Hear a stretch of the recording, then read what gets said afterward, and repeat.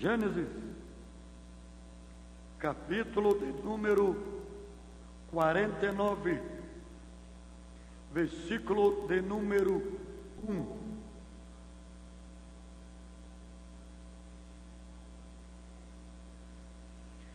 Gênesis, capítulo de número 49, versículo de número 1. Quantos encontraram, digam aleluia.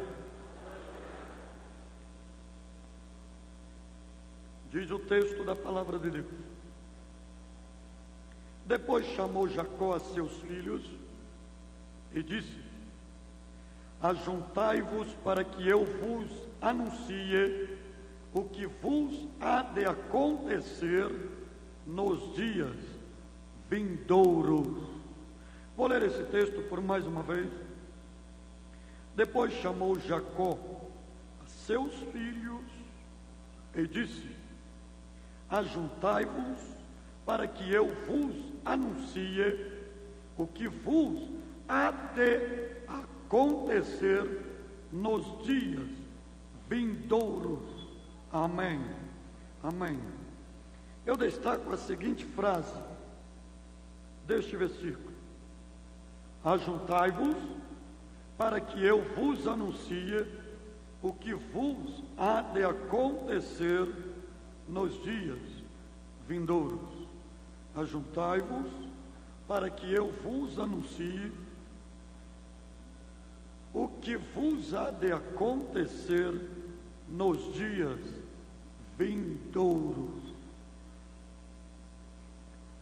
Baseado nesta frase bíblica, o tema da mensagem que vai ser pregada agora é este: as previsões proféticas dos últimos dias.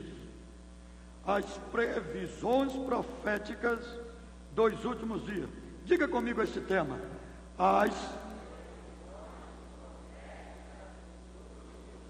por mais uma vez.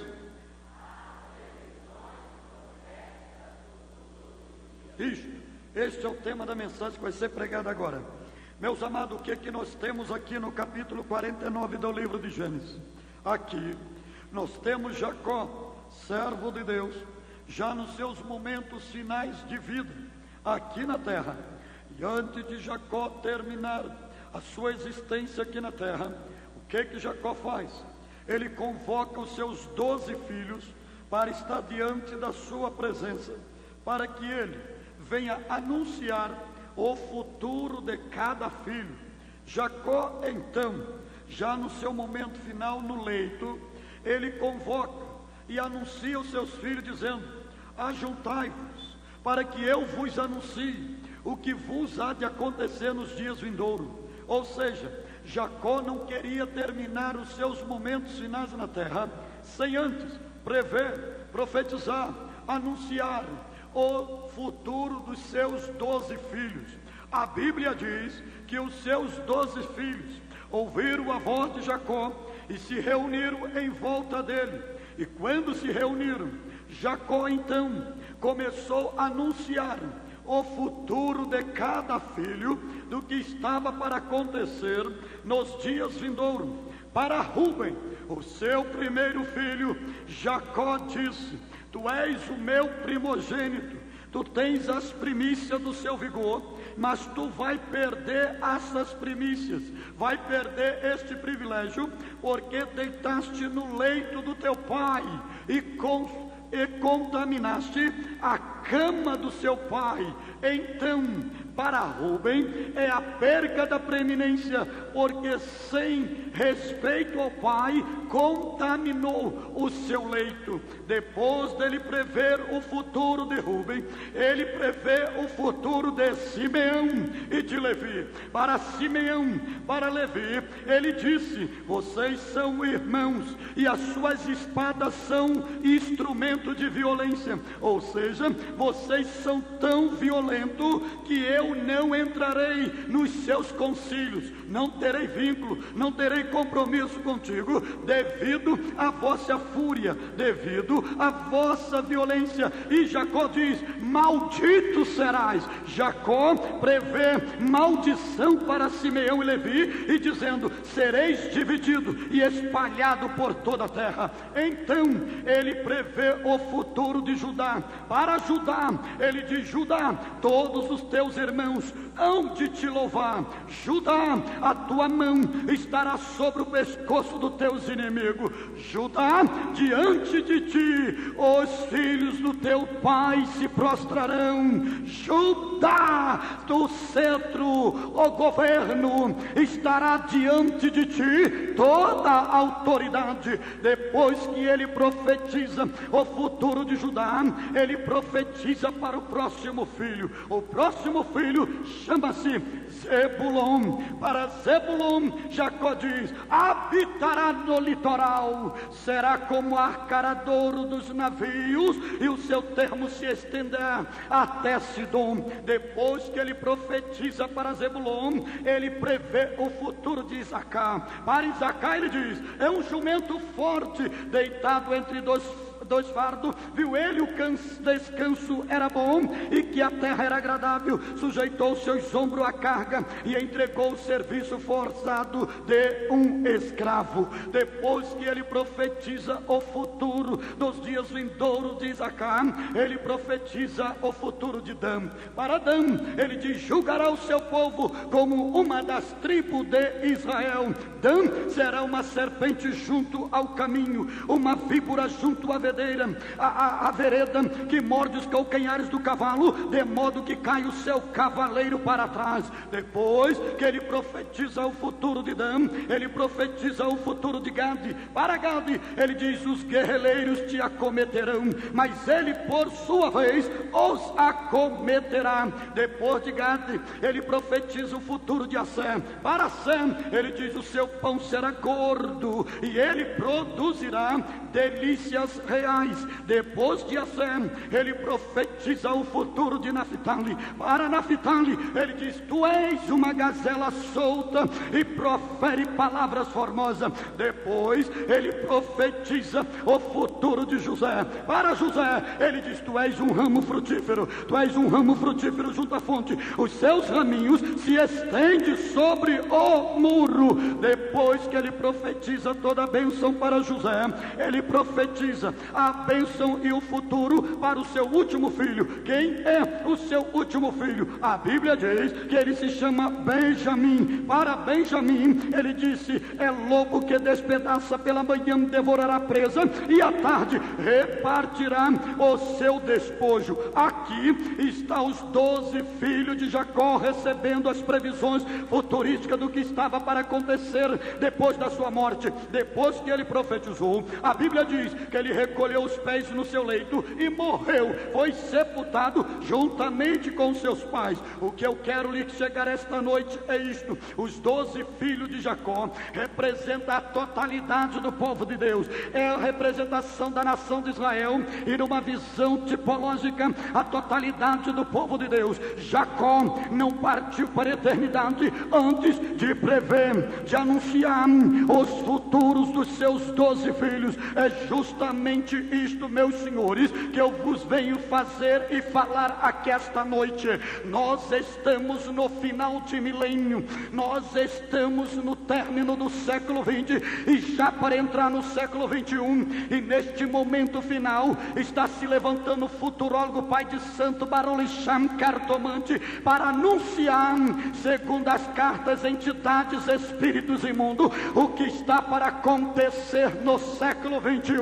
Mas eu, pela revelação da palavra de Deus e pelo maior mapa profético de todos os tempos, eu vou lhe anunciar esta noite o que está para acontecer neste final de milênio, nestes últimos dias, antes do arrebatamento da igreja.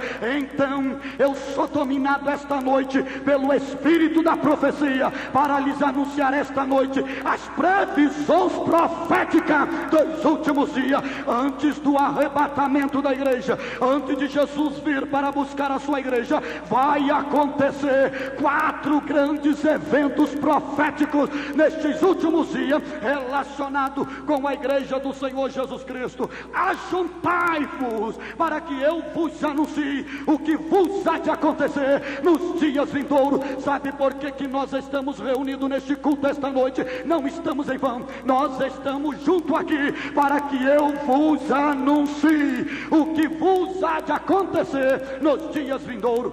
Então, qual é a primeira previsão bíblica e profética para os últimos dias? Eu vou lhes dizer esta noite, pela revelação da palavra de Deus, a primeira grande previsão profética dos últimos dias é esta: o aumento das dores de parto. Eu vou repetir, é a primeira previsão profética dos últimos dias, o aumento das dores de parto. O que é isto aqui? É a igreja de Cristo sofrendo dores de parto. Quem falou sobre isto foi o Senhor Jesus Cristo, em São Mateus, no capítulo de número 24, no versículo de número 8, diz a palavra do Deus Todo-Poderoso: mas todas estas coisas são princípios de dores, mas todas estas coisas são princípios de dores. Jesus, no capítulo 24 de São Mateus, no sermão profético, ele está respondendo um questionamento dos discípulos, quando lhe perguntaram que sinal haveria da sua vinda e do fim do mundo. Então Jesus dá uma série de sinais, e quando Jesus fala em falso profeta, falso Cristo, guerra, terremoto, em rumores de guerra, nação contra nação, reino contra reino, Jesus dá uma pausa, e nesta pausa ele abre um parênteses e diz: mas todas estas coisas são princípios de dores. Aqui no original Jesus está falando: mas todas estas coisas são princípios de dores de parto. Princípios de dores de parto. O que são princípios de dores de parto dentro do calendário profético? O princípio de dores de parto dentro do calendário profético significa os sinais que anunciam, que preveem, que divulgam, dentro de uma visão escatológica, a proximidade de Jesus Cristo para buscar a sua igreja através do arrebatamento. Jesus, quando disse princípio de dores de parto, Jesus comparou a sua igreja a uma mulher grávida, a uma mulher no processo de gravidez. Vocês sabem muito bem, mães, o que é um processo e um período de gravidez. O primeiro mês é normal, o feto está sendo gerado em desenvolvimento, mas quando ele vai assumindo as suas formações, os seus desenvolvimentos mais amplos e plenos, vai vindo as inchações, vai vindo os enjoos, vai vindo as dores, vai vindo os desmaios, vai vindo a temperatura baixa, até chegar o momento do parto. Quando chega o momento do parto, vai entrando na fase final do 8º e no início do 9º mês, vem as contrações maiores, é mais dores, é mais forte, é mais agonizante. E quando a mulher vai para a mesa de parto, as dores são tão fortes que muitas pensam que não vão superar, que não vão aguentar, pensam na morte, choram, derramam lágrima, porque são dores fortes. Está o momento do filho nascer, mas quando chega o momento que o filho nasce, que o médico bate nas nádegas, que ela ouve o choro da criança, ela esquece de todo o sofrimento, ela esquece de toda angústia, ela esquece de toda a dor, e o sofrimento se torna em alegria, em júbilo, em gozo, porque o seu filho nasceu. Assim Jesus comparou a igreja. Jesus estava dizendo que a sua igreja, no momento final da terra, ela sofreria dores de parto. Paulo chegou até orar: eu sinto dores de parto por vós. Era a oração de Paulo. E a igreja do Senhor, ela vai sentir dores de parto. O que é sentir dores de parto? É o momento que Jesus estiver prestes para voltar, a igreja vai sentir a proximidade dele. Então todos os sinais estarão tendo o seu cumprimento. A igreja estará em agonia, em sofrimento, em luta, em guerra, e muitos vão pensar: eu não vou suportar, eu não vou chegar ao fim, eu não vou atingir meu objetivo, eu não vou atingir o alvo. Mas deixa eu lhe dizer, quando estiver as dores de parto toda completa, sabe quem vai raiar nos céus? É o verdadeiro Filho de Deus, é Jesus Cristo. Então vai cessar toda luta, toda tribulação, toda angústia, e estaremos diante daquele que é o nosso Consolador, que é o nosso Rei, que é o nosso amado, que é o nosso Senhor, que é o nosso Deus, que é o nosso Salvador, que é o nosso Cristo, ó Filho do Deus vivo. Agora deixa eu lhes dizer, Jesus falou em aumento de dores de parto. Jesus falou, e estas dores de parto, Jesus deixou os sintomas, os sinais, as evidências para identificarmos que estamos no processo de dores de parto. Qual foi o primeiro sintoma das dores de parto que Jesus deixou? Ele deixou dizendo, o aumento do engano religioso. Aonde está, meus senhores, o aumento do engano religioso? Está em São Mateus, no capítulo 24, no versículo de número 4, versículo de número 5, versículo de número 11, diz a palavra do Deus Todo-Poderoso: respondeu-lhe Jesus, acautelai-vos para que ninguém vos engane, porque muitos virão em meu nome dizendo, eu sou o Cristo, e enganarão a muitos. No versículo de número 11, disse mais Jesus, igualmente onde surgir muitos falsos profetas, e enganarão a muitos. O que Jesus está falando aqui? Jesus está falando do aumento do engano religioso, produzido por falsos cristos, produzido por falsos profetas, homens que iriam se levantar, dizendo que tiveram iluminações, revelações, aparições de uma grande divindade, e que ele era o seu porta-voz. É justamente isto que nós estamos vendo no nosso contexto social, bíblico e profético. São homens, são mulheres que estão se levantando em nome de uma divindade, enganando a muitos, e se nós não tomarmos cuidado, até os escolhidos. Veja, meus senhores, o aumento do engano religioso. Nunca surgiu tanta seita como está surgindo nestes últimos dias. Nunca surgiu tanto falso profeta como está surgindo na nossa época. Nunca surgiu tanto falso Cristo como nós estamos vendo diante dos nossos olhos. O que não dizer de Jim Jones, o que não dizer de David Koresh nos Estados Unidos, o que não dizer do Henry aqui em Curitiba, que se levanta dizendo, eu sou o verdadeiro Messias, o enviado de Deus. E o que nos chama mais atenção, que consegue adepto, consegue discípulo, consegue seguidores. O que é isto? É o que a Bíblia diz, que Deus entregará o engano por rejeitar a verdade. É a Bíblia se cumprindo literalmente, meus senhores. Olha, meus amados, é o engano religioso, é falsos profetas enganando, é iludindo, falsas previsões, falsos assuntos que está até relacionado com a Bíblia Sagrada, com a sua deturpação, enganando, iludindo, maltratando o sentimento e psicologia do ser humano através de engano religioso. Tomai cuidado, senhores, porque Jesus falou, se disserem o Cristo está atrás da tua casa, não falar, porque o nosso Cristo não está atrás da casa. Hoje ele está sentado no trono, em glória, em poder, em autoridade, em majestade. A glória seja dado ao nome bendito de Jesus. O segundo sintoma que Jesus anunciou do aumento das dores de parto, senhores, sabe qual é? É a multiplicação da iniquidade. Isto está em São Mateus, no capítulo 24, no versículo de número 12, diz a palavra do Deus Todo-Poderoso, e por se multiplicar a iniquidade, o amor de muitos se esfriará. Veja que Jesus não disse que a iniquidade ia diminuir, Jesus não disse que a iniquidade ia dividir, Jesus não disse que a iniquidade ia somar, Jesus disse que iria se multiplicar. Senhores, vocês estão abismados com este avanço de pecado que nós estamos vendo nos nossos dias? Não fica abismado, piores coisas virão, maiores estratégias de avanço de pecado virá, porque é promessa bíblica. A Bíblia diz que o pecado será multiplicado por prática da iniquidade. Então teremos um avanço maior de imoralidade, de escárnio, de pecado, de prostituição, de ofensa à santidade de Deus. Homens entregues mesmo ao pecado, homens oferecendo seu corpo à prostituição,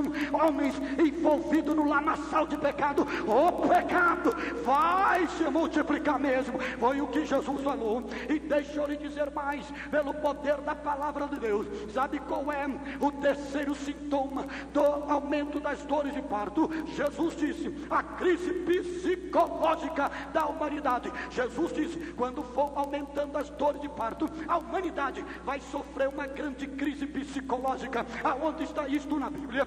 Isto está em São Mateus, no capítulo de número 24, no versículo de número 10. A Bíblia diz: nem tem nesse tempo muitos hão de se escandalizar, trair-se uns aos outros, mutuamente odiarão. Jesus estava dizendo que nos últimos dias os homens viveriam escandalizando uns aos outros, traindo uns aos outros e se odiando uns aos outros. Meus senhores, a humanidade, ouça isso que eu vou lhes falar agora.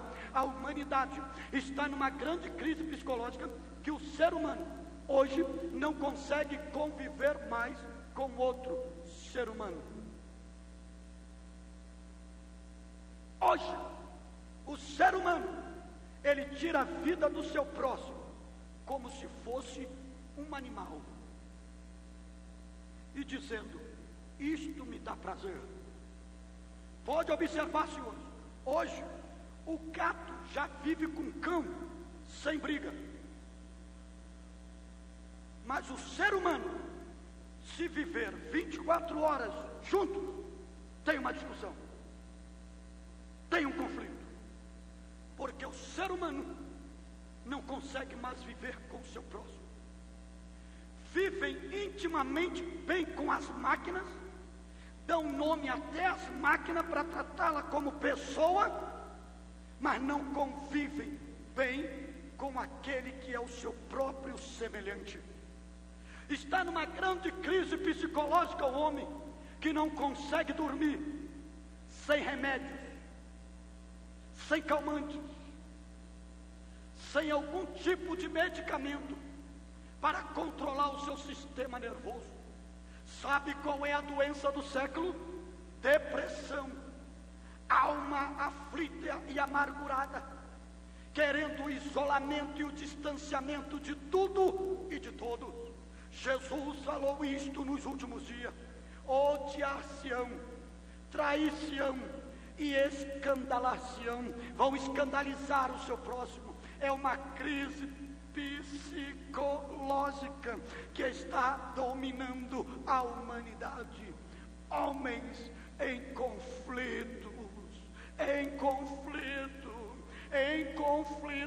A crise psicológica é tão grande que empresários estão fazendo a festa de aniversário para cão, mas não tem coragem de sustentar um pobre necessitado, necessitando de alimento, de calçado e de roupa. Gasta com cão, mas não dá para o próximo, não dá para o semelhante, não dá para um pobre necessitado. O que é isto, senhores? É a crise psicológica que a humanidade está vivendo. Mas Jesus, meus amados, ele não só falou sobre isto. Jesus disse que quando as dores de parto fossem aumentando, sabe o que a igreja ia sofrer? Severas perseguições. Deixa eu lhe dizer uma coisa esta noite, pelo poder da palavra de Deus: a cada dia que as dores de parto vai aumentando, sabe o que nós vamos passar? Por perseguições, por calúnias,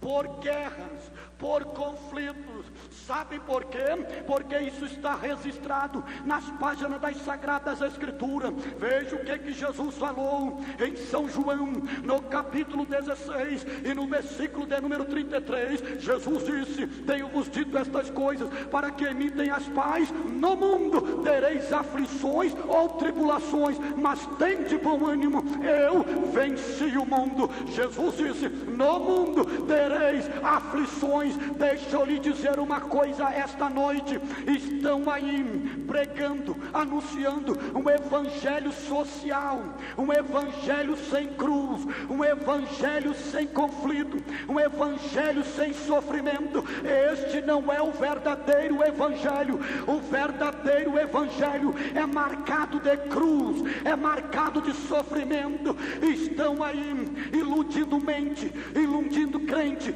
iludindo pessoas, querendo tirar daquilo que a Bíblia está escrito. A Bíblia diz que no mundo nós não teríamos bonança e nem facilidade. A Bíblia diz que no mundo seria aflições mesmo, e a igreja nos seus momentos finais na terra, ela vai sofrer mesmo, ela vai passar por perseguições. E não sou eu que estou dizendo, é a Bíblia que diz. Quanto mais, senhores, você quiser viver bem com Deus, vida no altar, compromisso com o Senhor, mais aflições, mais perseguições, mais luta, mais problema. Vou te dizer isto pela palavra de Deus. Quem falou isto foi Paulo, a sua segunda epístola a Timóteo, no capítulo 3, no versículo de número 12. Ele diz na palavra do Senhor: e na verdade todos que querem viver piamente em Cristo Jesus padecerão perseguições. Deixa eu lhe dizer, esta perseguição é tanto no âmbito social quanto no âmbito eclesiástico. Qual é a diferença?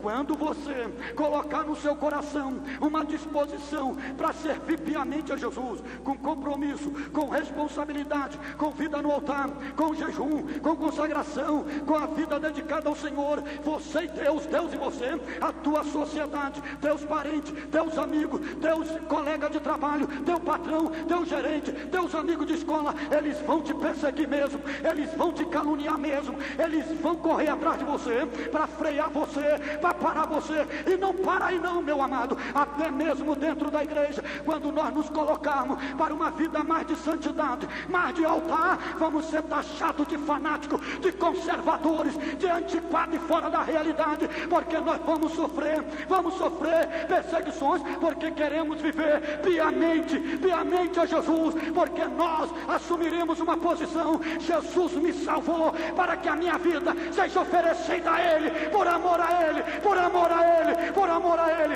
Agora deixa eu lhe dizer, talvez você esteja dizendo: pastor Cláudio Gama, então o senhor está me dizendo um paradoxo: ser crente é sofrer, então se sofrer é ser maldito, se ser maldito é estar fora da bênção de Deus. Quem te disse isso? Quem sofre por Jesus é maldito. A Bíblia diz que maldito é aquele que vive no pecado, maldito é o ímpio, maldito é o que vive na garra do diabo. Mas crente que sofre por amor a Jesus não é maldito, não está debaixo de maldição. Aquele que sofre por amor a Jesus, a Bíblia diz que ele é bem-aventurado. Veja o que diz a palavra de Deus na primeira epístola de Pedro, no capítulo de número 4, versículo de número 12 a 14. Diz a palavra do Senhor: amados, não estranhei a de provação que vem sobre vós para vos experimentar, como se a estranha coisa estivesse vos acontecendo, mas regozijai-vos por ser de participante das aflições de Cristo, para que também na revelação da sua glória vos regozijeis e exulteis, se pelo nome de Cristo sois vituperado, machucado, humilhado, caluniado, traído. Bem-aventurados sois, porque sobre vós repousa o Espírito da glória, o Espírito de Deus. O crente que se dedica a viver em sofrimento, ele é bem-aventurado, porque sobre ele repousa o Espírito da glória de Deus. Deixa eu lhe dizer aqui, deixa eu lhe falar pela palavra de Deus: a cada perseguição que a igreja vai sofrer, a cada luta que a igreja vai enfrentar, está pensando que a igreja vai esmorecer? Está pensando que a igreja vai recuar? Está pensando que a igreja vai entregar os pontos? Não, porque a cada perseguição, sabe o que a Bíblia diz? Repousa sobre ti o Espírito da glória de Deus. A cada perseguição é uma força a mais, a cada perseguição é um poder a mais, a cada perseguição é uma unção a mais, a cada perseguição é um poder do Espírito a mais. Vocês, senhores, não estarão isentos da angústia e da perseguição, mas deixa eu lhe dizer, no momento da perseguição, o teu Cristo não vai lhe abandonar. Através do seu Espírito, Ele vai estar ao seu lado, Ele vai estar lhe dizendo: olha, a luta é grande, mas eu estou aqui, eu vou te consolar, olha, a perseguição é grande, deixe os seus inimigos, eu vou lutar em teu favor, a peleja não é vossa, a peleja é minha, eu sou o teu Senhor, eu sou o teu Deus, eu estou contigo, eu vou lhe dar a vitória. Então, senhores, se preparem. Vocês estão pensando que nós vamos ter esta oportunidade no momento final, portas abertas, microfone? Não, o cerco vai fechar, o cerco vai fechar, meus senhores. Vai ficar difícil para a igreja do Senhor Jesus Cristo, vai vir dores de parto. E agora deixa eu lhe dizer, quando o cerco fechar, muitos que fazem parte entre nós não vão suportar, não vão aguentar, não vão resistir e vão negar a fé, vão recuar. Mas sabe o que a Bíblia diz? Que os fiéis, os comprados, os que têm pacto com Deus, não vão recuar, não vão olhar para trás, porque colocaram a mão no arado. Eles têm compromisso com Deus e eles vão até dizer: quer me matar, pode me matar, mas negar o meu Salvador eu não vou negar. Ele não me negou, ele não me rejeitou, então por que eu vou rejeitá-lo agora? Sabe o que Jesus,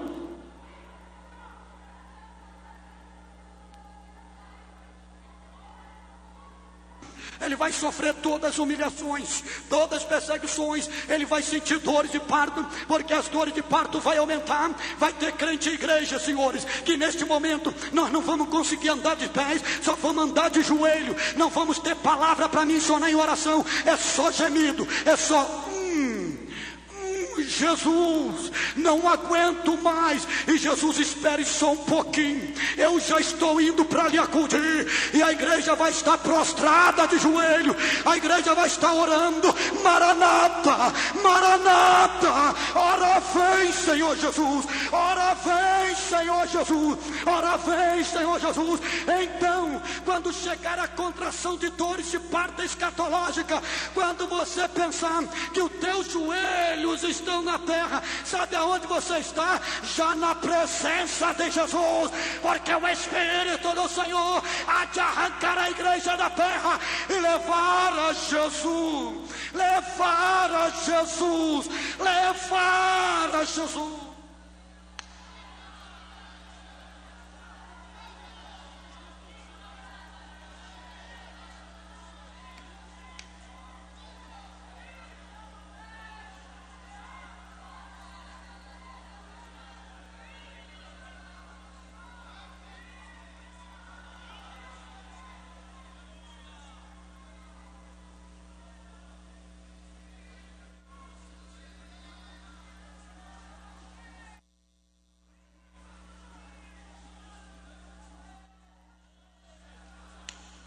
Oh, aleluia.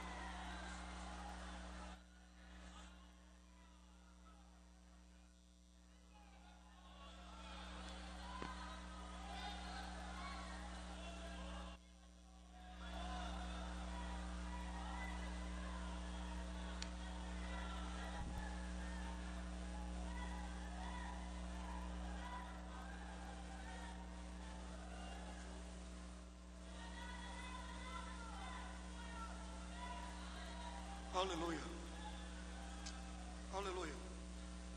Deixa eu lhe dizer mais, pela palavra de Deus. Sabe qual é a segunda grande previsão profética dos últimos dias? Ajuntai-vos, para que eu vos anuncie o que vos há de acontecer nos dias vindouros. A segunda grande previsão profética, a Bíblia diz, e eu vos revelo esta noite, é a operação do espírito do anticristo. Meus senhores, nunca teremos ou nunca tivemos uma operação tão plena do espírito do anticristo como nós estamos tendo neste século.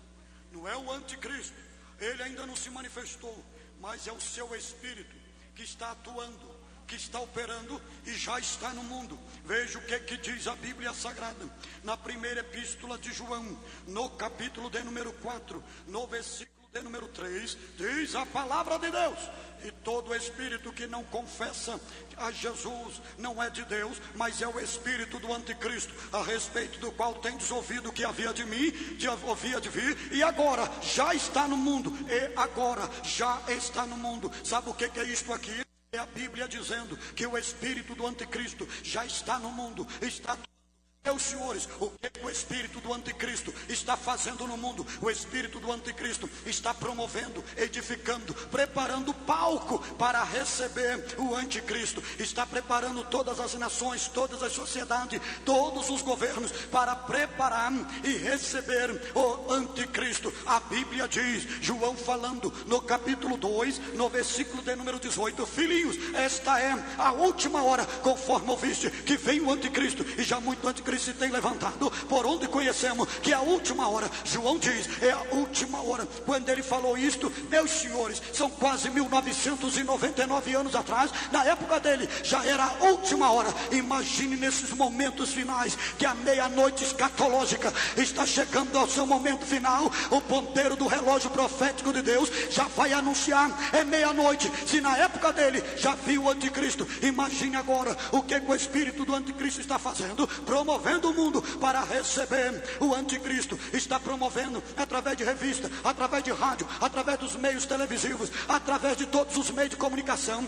Está manipulando, está discipulando a sociedade para receber o anticristo. Já andam na estamparia da camisa a imagem do pé de galinha, promovido pela nova era. Aquilo significa paz sem Cristo, paz sem Cristo. Já estão anunciando pelo espírito do anticristo a era de aquário. O que é a era de aquário? Se nós estamos vivendo a era de peixe, que é a era do cristianismo, o aquário é lugar de aprisionar o peixe. O que é isso? É o espírito do anticristo promovendo para sufocar, para frear o cristianismo estabelecido por Jesus Cristo. E vou lhe dizer, nunca houve tanto promulgação do 666, é o 666 em cartão de crédito, talão de cheque, em boné, em estamparia de camisa, anunciando a identidade do anticristo. E deixa eu lhes falar, já ouviram nesta grande estamparia de camisa chamado bad boy, e tem crente que ainda usa o bad boy. Sabe o que significa o bad boy? Segundo a Bíblia Sagrada, bad boy é menino mau. O menino mau que a Bíblia diz é o diabo. Já observaram os olhos do bad boy? Aquilo não são olhos, são duas machadinhas que é usado em sacrifício de magia negra para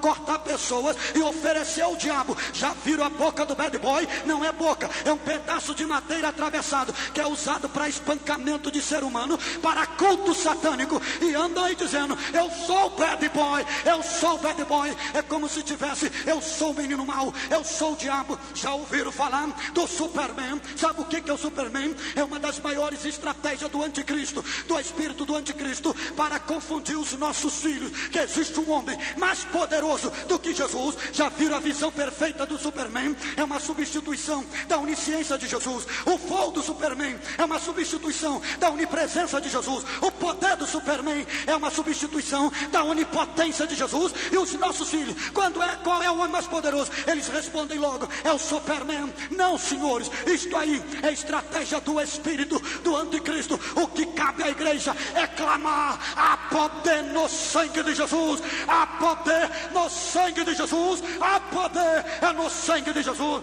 Meus amados, o espírito do anticristo, ele está atuando, promovendo a edificação da moderna Torre de Babel. Vocês sabiam que o espírito do anticristo está edificando a moderna Torre de Babel? Nós encontramos a moderna Torre de Babel em Gênesis capítulo 11, versículo 4. Qual era o objetivo daquela torre? Chegar aos céus através de meios materiais, de meios humanos, através dos tijolos. Então Deus desceu numa linguagem antropomórfica e destruiu toda aquela torre. Sabe o que é isto? A edificação da Torre de Babel é a falsa igreja que já está sendo edificada na face da terra e está iludindo muito bem. Qual é a edificação da Torre de Babel moderna na falsa igreja? A igreja satânica. Já existe no Brasil uma igreja de Satanás, aonde se reúne para cultuar, para adorar e para exaltar a Satanás. Esta igreja é de um formato de um caixão e o seu líder termina um programa radiofônico dizendo: até amanhã, se Deus quiser e se o diabo permitir. O que é isto, meus senhores? A igreja satânica está sendo edificada, que hoje no Brasil, em São Paulo, já tem a igreja dos homossexuais, já tem a igreja das lésbicas, aonde o líder é também homossexual e usa a Bíblia, canta hino para Jesus. O que é isso, senhores? Se não é a edificação da moderna Torre de Babel. E não para só isto aí não, meus senhores, não para somente aí não. Na igreja satânica já tem o Papa do diabo, que reza o Pai Nosso em nome de Satanás e ministra a bênção do diabo aos seus adeptos. O que é isto, senhores? É a moderna Torre de Babel sendo edificada. Querem chegar aos céus sem cruz, sem Jesus, sem sacrifício, sem regeneração, sem justificação, sem transformação, sem morte do velho homem. Sabe o que eu lhe garanto pelo poder da palavra de Deus? Se esses todos tipos de gente não se converter, vai para o lago de fogo e de enxofre. Para o céu não. Para o céu só vai o lavado, remido, santificado pelo sangue do Cordeiro, pelo sangue do Cordeiro, pelo sangue do Cordeiro.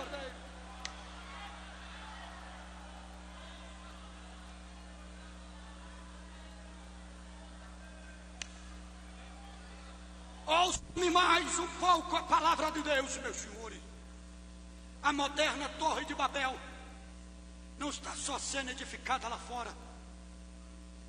A estratégia tão grande que está sendo edificada até mesmo dentro do rebanho evangélico.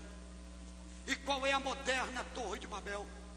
É a igreja mistificada, é a igreja mista, é a igreja dividida, é a igreja sem compromisso, que você olha, você não sabe se é joio ou se é trigo, você não sabe se é treva ou se é luz, se você não sabe se é santo ou se é imundo, você não sabe se está seguindo a Cristo ou seguindo ao diabo, e está tão misto, tão misturado, tão junto, que já estão aderindo o processo do ecumenismo.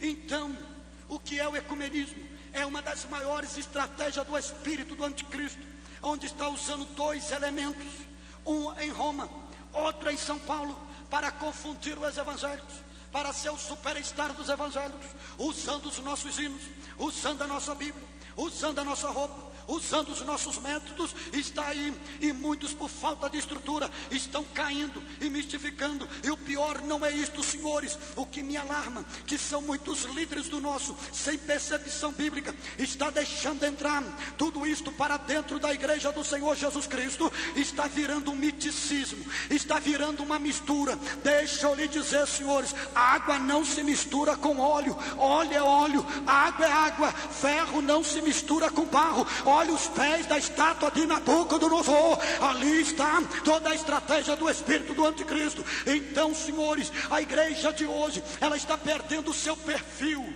perdendo a sua origem, perdendo o seu caráter, perdendo o seu vínculo com Deus e com a sua palavra. A igreja hoje parece uma reunião social. Os nossos cultos estão deixando de ser culto e hoje são chamados de show. Os nossos cantores estão sendo deixados de chamar de levita para ser chamado de artista. Deixa eu lhe dizer, Deus não precisa de artista, Deus não quer artista, Deus precisa de profeta, é de profeta, é homem e mulher cheia do Espírito Santo, que profetize, que profetize, que profetize.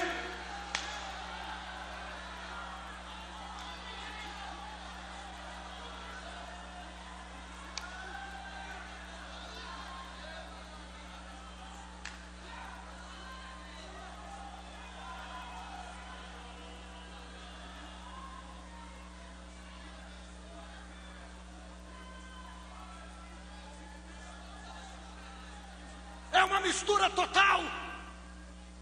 Não sabemos mais quem é quem.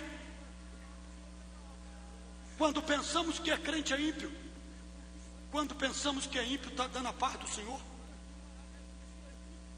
É uma mistura total. Estão manchando as vestes da noiva do Cordeiro. Mas ai daquele que não zelar pelas vestes da noiva do Cordeiro. Ai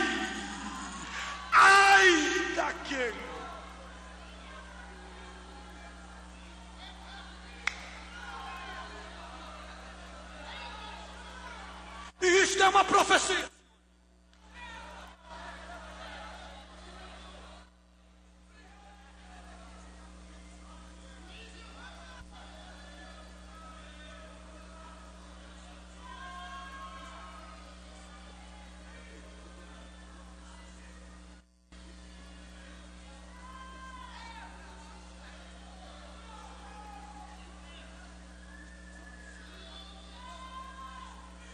Ando arubacande ande beko ande bekeshura ande namanakai.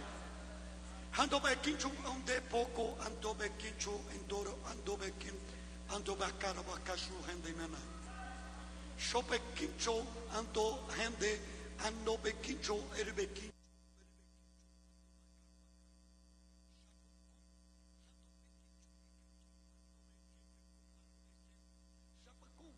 Ando poko bekincho paganai. Sharabekinti ento bekincho bekincho pakarabai. Shurbekinto hende bekincho pakanda pakarabaka shurbekinti hendo poko rubakincho pekarabakai. No beko poko poko bekincho pentikindo hende nimino. Bekinde kipo hande nido hande biki chupi kiroba kopo koro bekinde namanai.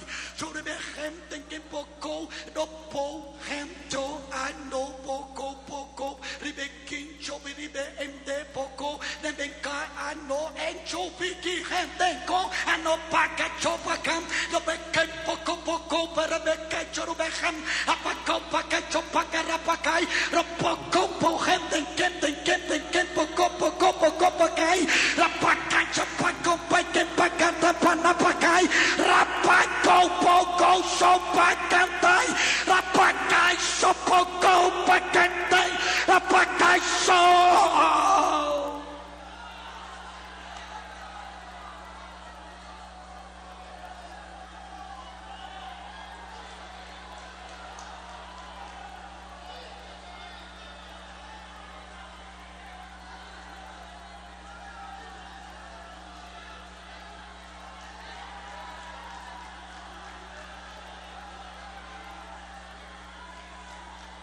a caminho para a cidade de Londrina, uma onda plena do poder do Espírito Santo.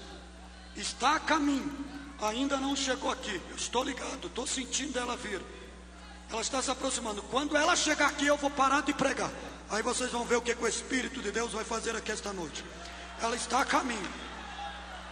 Já senti ela se aproximando aqui de Londrina. E vem uma carga poderosa de poder. Se prepare aí.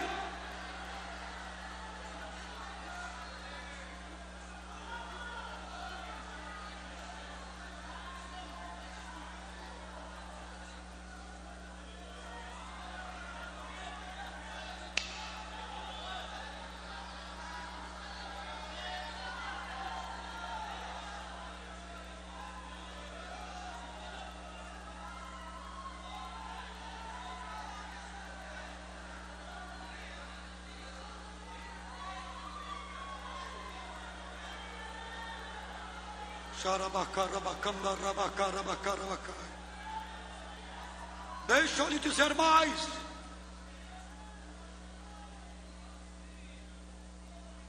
Sabe qual é a terceira grande previsão profética dos últimos dias? O julgamento na casa de Deus.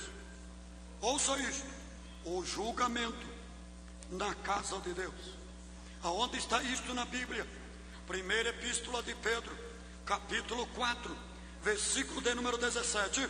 Diz a palavra de Deus: porque já é tempo que começa o julgamento pela casa de Deus. Se começa por nós, qual será o fim daqueles que desobedecem o Evangelho de Deus? Veja o que Pedro está dizendo aqui. Já é tempo que comece o julgamento na casa de Deus. Sabe o que significa isto aqui, senhores? Ouça isto que eu estou lhes anunciando, hein? Ouça.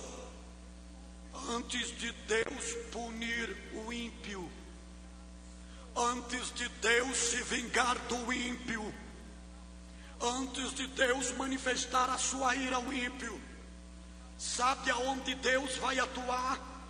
Disciplinando e julgando antes de chegar ao tribunal de Cristo, porque pensa que julgamento da igreja é só no tribunal de Cristo. Quando chegar lá, vai julgar antes aqui na terra. Porque que Deus vai estabelecer um julgamento para o seu povo, para poder peneirar o seu povo, para poder limpar o seu povo. Sabe por que que virá um julgamento na casa de Deus, senhores? Porque o Deus dos céus não suporta mais a imundícia dentro da sua casa. O Deus dos céus não suporta mais do que estão fazendo com a sua casa. Estão fazendo na sua casa hoje o que fizeram na igreja de Apocalipse. Estão colocando Jezabel. E sabe o que significa Jezabel? Significa montão de lixo. Estão transformando a casa de Deus em uma lixeira espiritual. O que o mundo está rejeitando na moda, estão pegando e trazendo para dentro da igreja. O que o mundo está rejeitando na música, estão pegando e estão trazendo para dentro da igreja. Tudo que o mundo não quer mais e nojou, estão lá pegando e dizendo: é para Jesus, é para Jesus. Jesus não precisa de resto, Jesus não precisa de lixo. Jesus é capaz para dar inspiração, Jesus é capaz para fazer o melhor, Jesus precisa o melhor. Estão trazendo imundícia, senhores.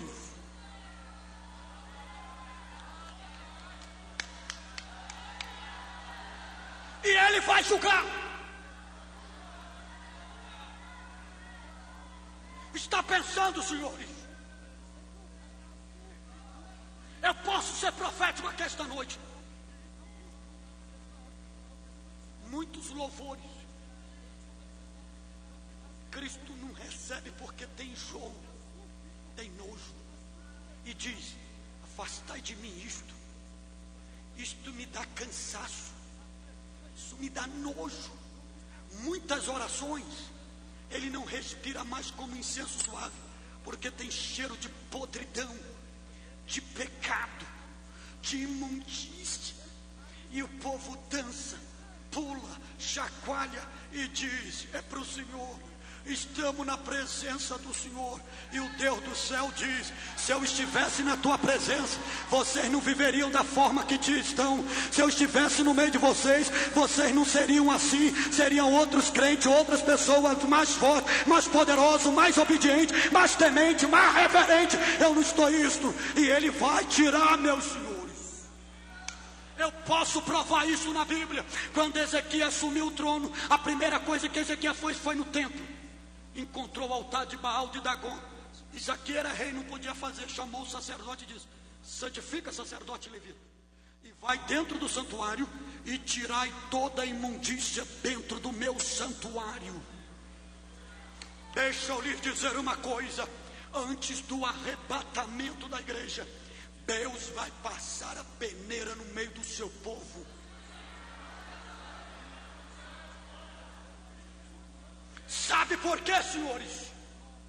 Porque estão transformando a sua casa em covil de salteadores. Não sou eu que estou dizendo, foi Jesus que disse quando entrou dentro do templo e transformaram o templo em casa de comércio. Hoje só prega-se o valor for tal, hoje só canta-se o valor for tal. Hoje a fé vale quanto eu tenho no bolso. Se você tem 100 reais, você vale 100 reais. Se você tem 50 reais, você vale 50 reais. Estão transformando a igreja em casa de comércio, em casa de câmbio. Mas deixa eu lhe dizer uma coisa: Jesus, quando entrou dentro do templo, sabe o que Jesus pegou? Foi o chicote e meteu o chicote no lombo daqueles cambistas, dizendo: sai daqui, cambista, isso aqui não é casa de ladrão, isso aqui é casa de oração, isso aqui é casa do Deus vivo. Sabe, senhores, é o que Jesus, pastores que me ouvem, é o que Jesus vai fazer nesses últimos dias. Jesus vai entrar dentro da sua casa e vai meter o chicote mesmo. Não tem graúdo, não tem pequeno, não tem doutor, não tem ninguém. Está transformando em casa de salteador. Vai levar esse chicote mesmo. E Jesus vai chutar para fora: sai daqui, tu não é servo, tu é ladrão. Sai daqui, tu não é pastor, tu é lobo. Sai daqui, tu não é ovelha, tu está em treva. Sai, aqui não. Aqui eu quero oração, aqui eu quero adoração, aqui eu quero a minha palavra, aqui eu quero a minha santidade, aqui eu quero a minha presença. Aqui é para Deus.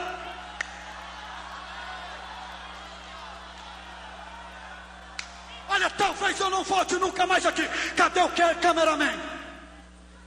Filme isto, porque isto é uma profecia. igreja no Brasil, se a igreja não tomar uma postura, começando pela liderança, Jesus vai meter-lhe ao chicote mesmo.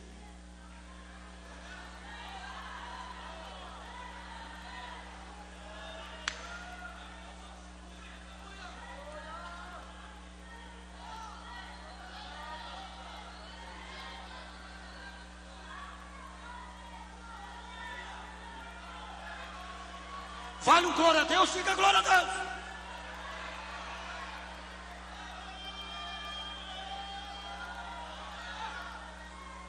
E deixa eu lhe dizer, senhores, sabe o que vai acontecer nesse julgamento? A lavoura de Deus será sacudida.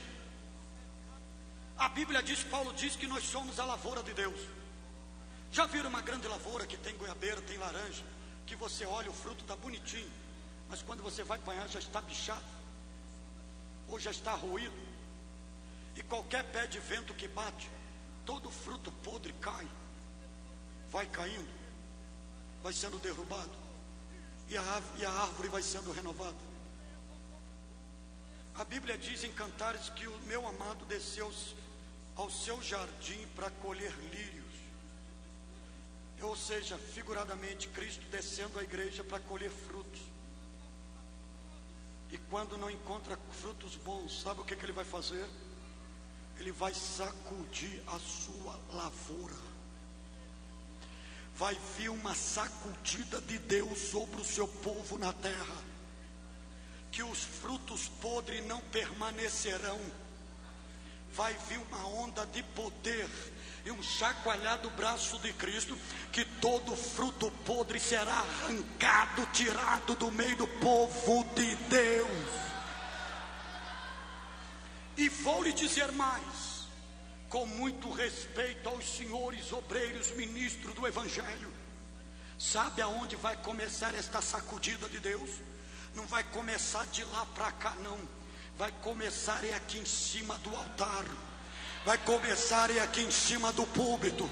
Vai começar aqui em cima do santuário. Se você começar a ouvir, ó, fulano, o famosão caiu. Fulano, o famosão não é o mesmo. Fulano, o famosão já não está mais como estava. Ah, não diga que foi o diabo que derrubou. Não foi o diabo não. Já é Deus sacudindo. Já é Deus tirando. Já é Deus limpando. Já é Deus arrancando. Porque a igreja do arrebatamento não vai ser uma igreja imunda. Não vai ser uma igreja que produz frutos podres. A igreja do arrebatamento é uma igreja santa. Santa, santa.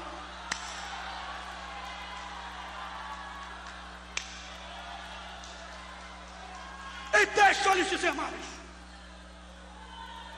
E quem acoitar, quem passar a mão em cima, quem não honrar esta palavra, sabe o que Deus vai fazer? Ouça isso, que é uma profecia. Estou sentindo essa revelação agora.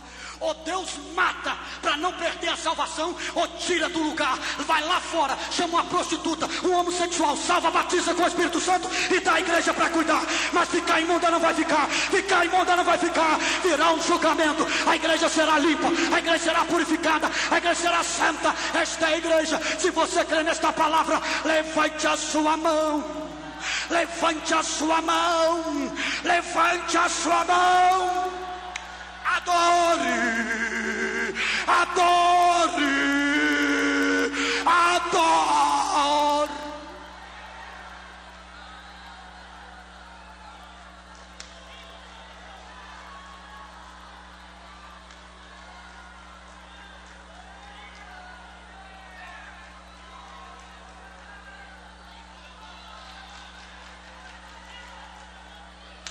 Pastorifo, o que o Senhor Deus dos Exércitos manda lhe dizer esta hora: a partir de hoje,